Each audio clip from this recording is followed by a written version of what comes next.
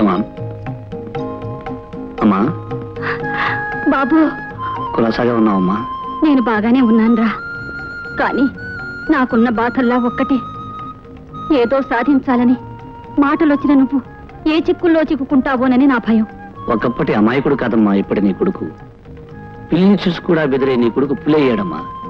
చెలాయ్, ఏమిటన్నయ్యా 2 రోజులుగా నువ్వు ఇంటికి రాలేదు? అనుకున్నది సాధించే ప్రయత్నంలో మీకు ఇలా దూరంగా ఉండవలసి వస్తుందమ్మా. హలో బావా. హలో రాణి,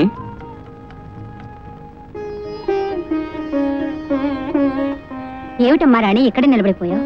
లోపలికి రమ్మా. ఈ ఇంటికి మా నాన్న చేసిన అన్యాయం తలుచుకుంటుంటే ఈ ఇంట్లో అడుగు పెట్టే అర్హత నాకు లేదేమో అనిపిస్తోంది. ఆయన చేసిన తప్పుకు నువ్వెలా బాధ్యురాలు అవుతావు? రామ్మా రా. అన్నయ్య, ఈ అజ్ఞాతవాసం ఇంకా ఎన్నాళ్ళు? చూడమ్మా, నేను వేసిన ఈ వేషం న్యాయానికి అన్యాయానికి జరిగే పోరాటానికి సంబంధించిన వేషం అమ్మా. ఈ నాటకంలో ఇంకా ఒకే ఒక అంకం మిగిలింది. అది పూర్తయిందంటే ఈ వేషం అజ్ఞాతవాసం రెండూ అయిపోయినట్టే. అయ్యగారు అయ్యగారు ఏమిట్రా? అయ్యగారు, తమ అబ్బాయి నరసింహరావు గారిని జైల్లో పెట్టించింది, లింగయ్య గారిని లాకబులో పెట్టించింది, మా అయ్యగారికి పిచ్చెక్కించింది ఎవరో తెలుసా బాబు? ఎవడ్రా? ఆ మొగడు బాబు. ఇంకెక్కడ మొగడ్రా? ఆడెప్పుడో జైలుకి వెళ్తాను. అయ్యగారు, ఈ యమలోకంలో ఉండే అశోకరాజే ఆ మొగడు బాబు. ఎవర్రా మాట చెప్పింది? మా అయ్యగారు కూతురు రాణమ్మ గారు చెప్పారు బాబు. ఇంకా 2-3 రోజుల్లో మీ పని కూడా పడతా బాబు. అశోకరాజు, మూగరాజు, మూగన కొడక్క. మరణయ్య, నిన్నిక్కడికి ఎందుకు పిలిపించానో తెలుసుగా? తెలుసు. పనికి ముందు ఇది అడ్వాన్స్. మీరు నిశ్చింతగా ఉండండి. నా కుల వృత్తే అది. ఈ డబ్బు కోసం నేనేమైనా చేస్తాను. పని ఫినిష్ చేసుకొచ్చేలోగా మిగతా డబ్బు రెడీ చేయండి. ఓకే? ఓకే.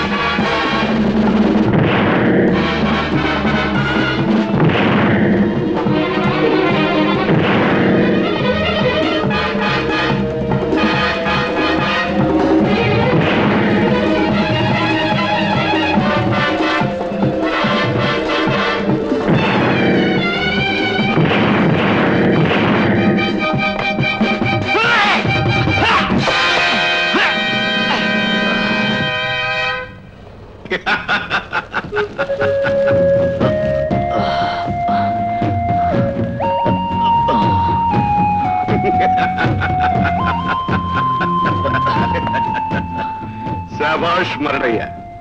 మద్దర్ మరడయ్య అనే పేరు నిలబెట్టుకున్నావు. చంపడం తేలిగ్గానే ఉంది కానీ శవాన్ని లాక్కు రావడం చాలా కష్టమైంది.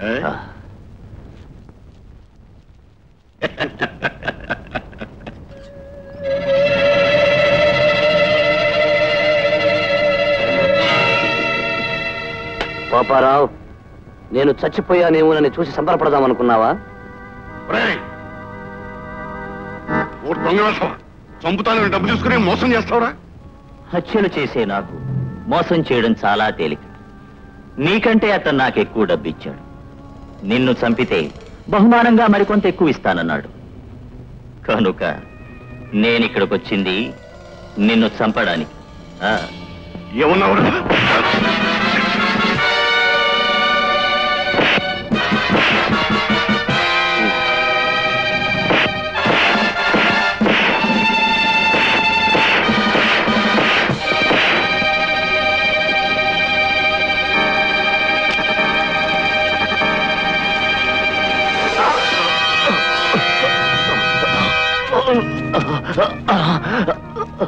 మరడయ్య,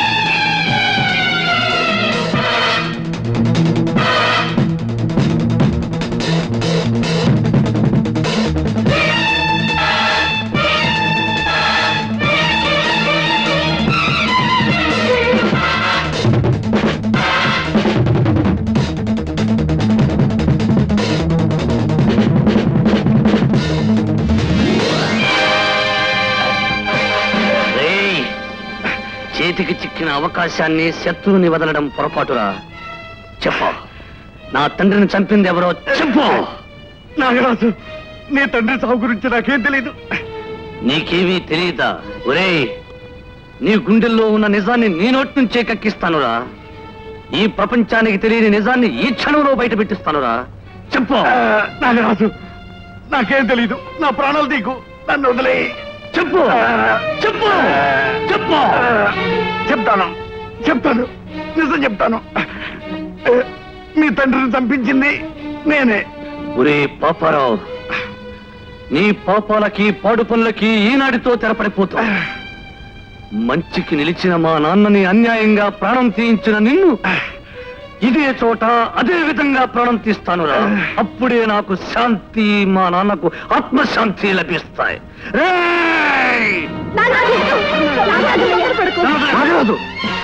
అపకారికి కూడా ఉపకారం చేయటం గొప్పతనం అనిపించుకుంటుంది. అంతేగాని ఇలాంటి దౌర్భాగ్యంతో పతనం అవటం పొరపాటు అవుతుంది.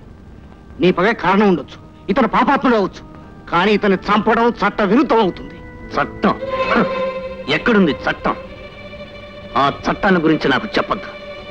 నా తండ్రి చావుకు కారకుడైన వీణ్ణి చట్టం ఏం చేసింది? మేము అనాథలమై మా నాన్న గురించి ఏడుస్తుంటే చట్టం ఏమైంది? వీడి మనుషులు ఊరిని దోచుకు తింటుంటే ఆ చట్టం ఎందుకు పట్టించుకోలేదు? అందుకే వీడు నేను వదలను. వీడు నా చేతుల్లో చావాల్సిందే. నాగరాజు, నీ చెయ్యేందుకు నీ నడవాలని, నీ నీడలో బ్రతకాలని ఆశపడే నా బ్రతుకుని చీకటి చేస్తావా? నీ కోసం బ్రతుకుతున్న నన్ను ఒంటరి దాన్ని చేసి హంతకుడిపై వెళ్ళిపోతావా? నాగరాజు, నో నో నో, నేనెవరి మాట విన్ను. నా లక్ష్యం, కర్తవ్యం, ఆశ, ఆశయం అన్ని కూడా వీడిని అంతం చేయడమే. వీడు నా చేతుల్లో చావాల్సిందే.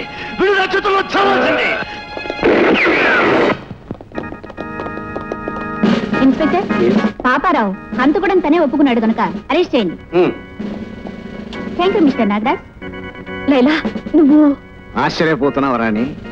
లైలా ఎవరో కాదు, సిఐడి శాఖకు చెందిన నాగరాజుకు సెక్రటరీగా ఉంటూ అసలు నేరస్తుల్ని పట్టుకోవడానికి ప్రభుత్వం పంపించిన మనిషి. తీసుకెళ్ళండి. మీరు చేసిన సహాయానికి చాలా థ్యాంక్స్.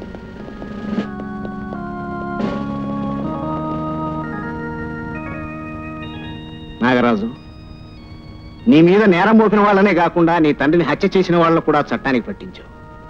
ఇక నువ్వు చేయవలసిన పని ఒకటి ఉంది. అది వెంటనే చేయకపోతే నువ్వు నేరస్తుడు అవుతావు.